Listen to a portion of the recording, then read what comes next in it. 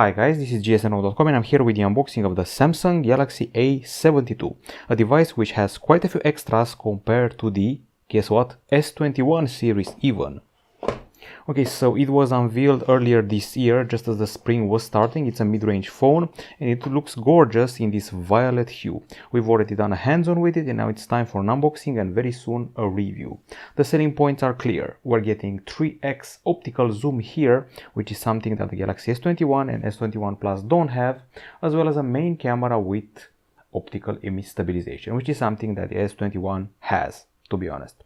The design is easy to recognize from the distance, even though this camera module is not placed wrapped around the corner like the flagships, but rather center placed. Once again, beautiful hue. It's called Awesome Violet, and we can also purchase the phone in other three hues like Awesome Black, Awesome White and Awesome Blue.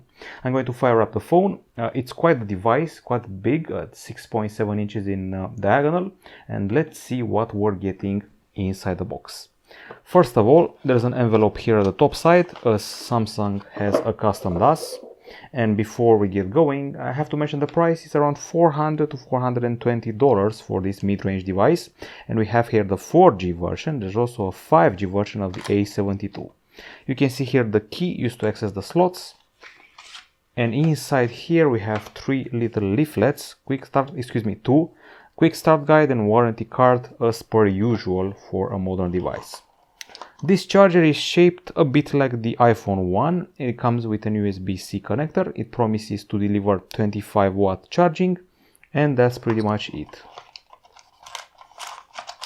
The device has been already set up and we just boot it up. The CPU inside is pretty familiar. It's a Qualcomm Snapdragon 720G. We've seen it on the Redmi Note 9 Pro. And back to the box. It also includes a cable which goes from USB-C to USB-C and connects to this charger here. Okay, we're about done with the content of the box. Let's analyze the device. So, first of all, I have to say that we're getting a bit of a chin here, but the bezels are not very thick. I would call them mid-level thickness, and at the same time pretty symmetrical all around the device. A rather small punch hole for the selfie camera, and the device is made of plastic. The back camera is slightly protruding, a quad cam setup, and there's polycarbonate for the back, polycarbonate for the frame, and glass at the front. If you want measurements, it's actually 8.4 millimeters here, and it weighs 203 grams, which makes the device quite hefty. At the same time, it's within limits for a 6.7 inch device with a large battery. There's also IP67 certification, meaning it can take dunk in water up to 1 meter and up to 30 minutes. Now, the screen you're seeing here is a gorgeous Super AMOLED 6.7 inch, and it has a resolution of Full HD+, 20:9 aspect ratio, and a 90 Hz refresh rate. The processor I just mentioned before, the Snapdragon 720G, is an 8nm octa-core processor found on the Redmi Note 9 Pro. It's accompanied by 6 or 8 gigs of RAM, and I'm just going to have to see which one is here. So this is the CPU, and this is the RAM. 6 gigs LPDDR4X and 128 gigabytes storage. There is also a version with 256. There's also a microSD card slot, and for the battery we have an upgrade from the predecessor. The predecessor had 4500 mAh. Here we have a 5000 mAh battery with 25 watt charging. We're also checking out the bottom of the phone for one of the speakers. We're getting stereo speakers set up here.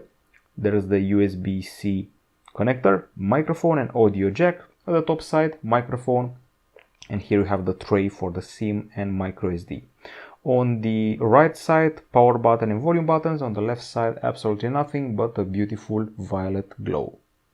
As far as the connectivity is concerned, we're getting 4G here, as well as NFC for payments. There's Bluetooth 5.0, GPS, GLONASS, Galileo and BDS for localizing, and Wi-Fi dual band, which I already mentioned, and USB-C 2.0.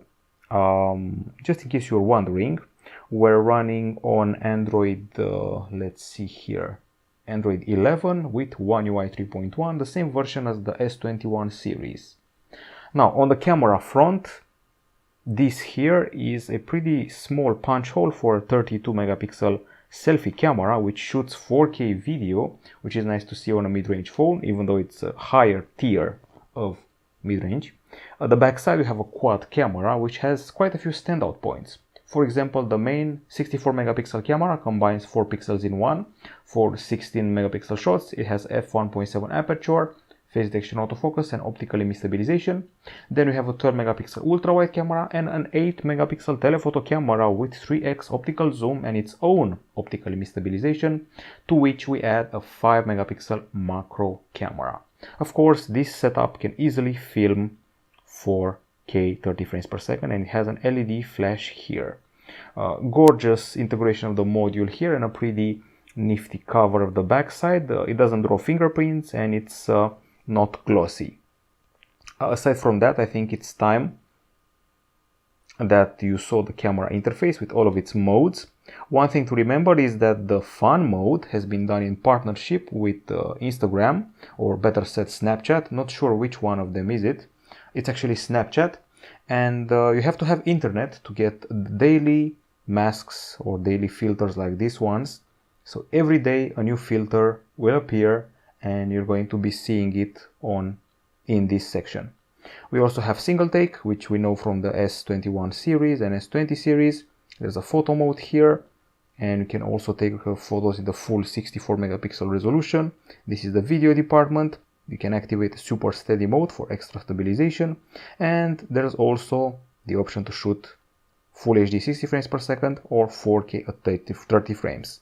Quite a few extra modes. You can do the AR doodle, there's a pro mode, there's a pro video mode, portrait, macro, night, super slow-mo, hyperlapse and also food. Plus I'm thinking you can add or move several other modes here. That's it in a nutshell. This is not our first contact with the phone, we already had that. This is the unboxing. I'll be back with a full review very soon. For me, this sounds like an all-rounder. It can be considered a threat to the S21 and S21 Plus, seeing how it has that high-performing zoom. It can also be a threat to the Galaxy S20 Fan Edition. That's the vibe I'm getting. It all depends on the quality of the camera, because the screen is definitely a quality one. Super AMOLED. Super AMOLEDs have never let us down so far. And here you can customize the motion smoothness to high or standard for the refresh rate. In a nutshell, this feels like a gaming phone which should deliver above average camera capture in photo and video, just like the A71 did, hopefully with improved selfies, especially for the video. This is from jsno.com. This was the unboxing of the Galaxy A72 4G. We'll be back with a full review very soon. Bye bye.